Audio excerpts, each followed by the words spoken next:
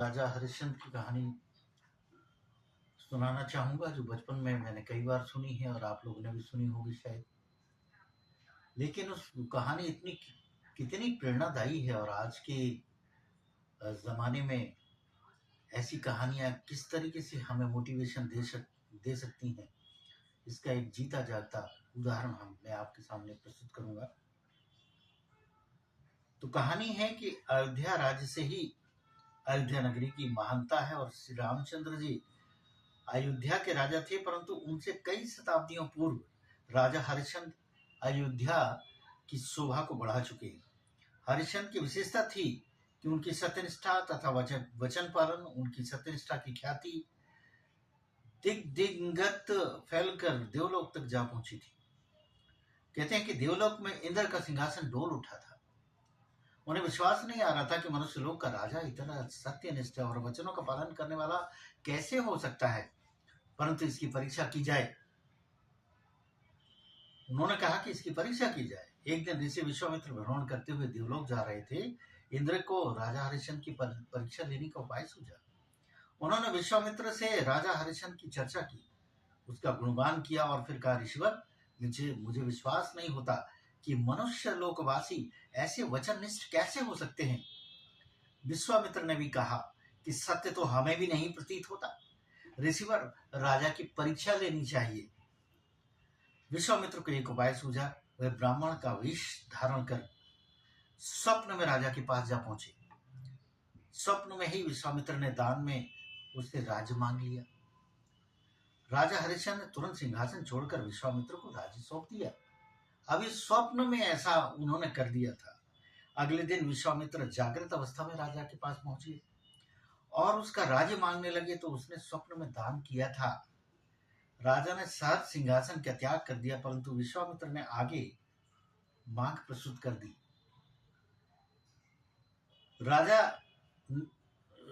राजे तो तुमने सौंप दिया है, परंतु दान में साथ दक्षिणा भी तो चाहिए।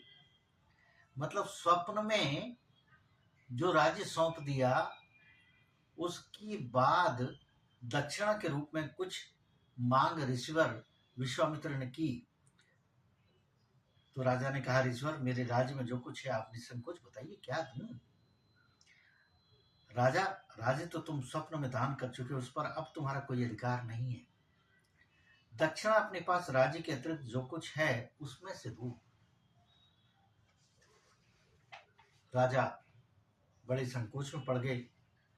राजा ने कहा, राज्य के अतिरिक्त मेरी धर्मपत्नी और मेरा बालक है, मुझे दक्षिणा नगद चाहिए, स्त्री को मैं छूता नहीं। महर्षि विश्वामित्र ने कहा।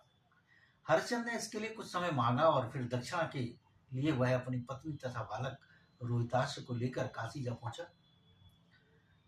वहां उन्होंने अपनी पत्नी को चंडाल के पास भेज दिया।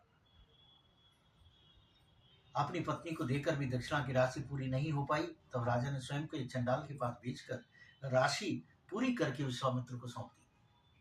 चंडाल ने हरिश्चंद्र को शमशान भूमि की चौकीदारी के काम में नियुक्त कर दिया और कहा कि जो भी शव अंतिम संस्कार के लिए आता है, उससे टैक्स वसूलने के बाद, कर वसूलने के बाद ही संस्कार करने दिया जाए। हरिश्चंद्र शमशान भूमि में धरना देकर बैठ गए। होनी थी राजा के पुत्र रोहिताक्ष को एक सर्प ने काट लिया और वह मृत्यु को प्राप्त हो गया। रोहिताक्ष की माता उसके शव को लेकर संस्कार के लिए शमशान भूमि पर आ पहुंची, परंतु कर के लिए, टैक्स के लिए उसके पास पैसे नहीं थे। राजा ने स्पष्ट कर दिया कि देवी, मुझे मेरे स्वामी का आदेश से बिना कर लिए संस्कार नहीं किया जा सकता।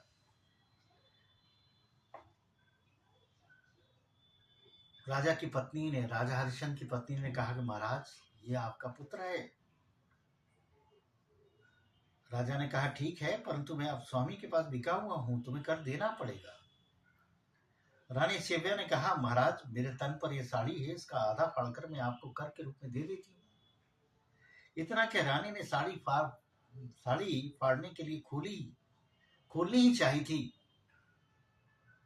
उसी समय बड़ी गंभीर ध्वनि आकाशवाणी हुई और आवाज आई कि अहो दान महो, धैर्य महो, वीर मखंडितम, उदार धीर वीराशाम हरिश्चंदो निदर्शनम।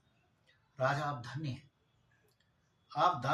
आपका दान धन्य है, आपकी धीरता और वीरता धन्य है, आप उदार, धीर और वीर पुरुषों के आदर्श हैं। देखते ही देखते भगवान नारायण, शंकर, ब्रह्मा, इंद्र इत्यादि देवता वहां प्रकट हो गए। रोहितासुर जीवित उठा। हरिश्चंद्र ने सबको प्रणाम किया। इंद्र ने कहा, महाराज